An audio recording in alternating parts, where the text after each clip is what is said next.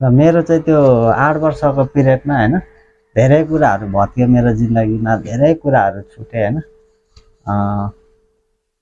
धेरै घटनाहरू भयो होइन त्यो समय सँगसँगै। र त्यो घटनाहरूले पनि धेरै कुराहरू चाहिँ मलाई सिकायो पनि होइन।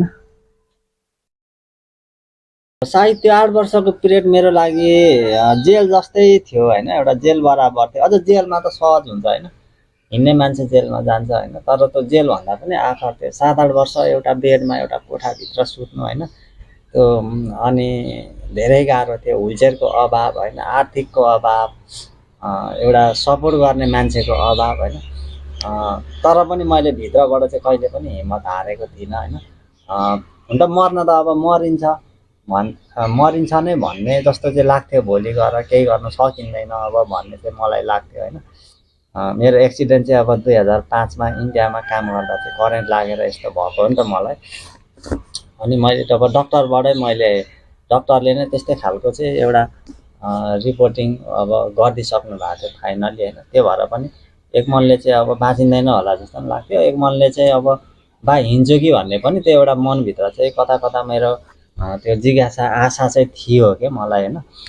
तर पनि अब त्यो अवस्थामा पनि मैले त्यो सुरुवातीमा केही गर्न चाहिँ मैले धेरै खोजेँ होइन। घिस्रेर कुइनाले टेकेर भयो नि, सुतेर भए पनि हरेक कुराहरू बनाउने कोसिस गर्थेँ। तर अब हुन्छ नि सबै कुरो भने जस्तो हुँदैन, अब त्यो हरेक टाइम मिल्दैन होइन। पूर्ण रूपमा शारीरिक पूर्ण रूपले असक्त होइन, टोइलेट बाथरुम खान ओर्न सब एउटा ओछ्यानमा होइन। त्यो मेरो 8 वर्षको पिरियड भनेको चाहिँ त्यो एउटा कोठा नै मेरो लागि संसार भयो, सबै थोक त्यही भयो होइन। अनि सबै थोक त्यहीँभित्र गर्नुपर्ने होइन। अनि धेरै कुराहरू त्यो पिरियडमा धेरै कुराहरू छुटे मबाट होइन। नाता छुटे, आफन्तहरू टाढा भए होइन, गाउँका साथीभाइ टाढा भए, गाउँ बिरानो भयो होइन, आँगन परदेश भयो मेरो लागि होइन। अब मन त लाग्थ्यो नि त, बाहिर हेर्न मन लाग्थ्यो, बाहिर जान मन लाग्थ्यो होइन। तर त्यो व्हिलचेयरको अभाव होइन, आर्थिक अवस्थाको अभाव होइन, अर्को कुरा घर त्यो वातावरणयुक्त थिएन मसँग होइन।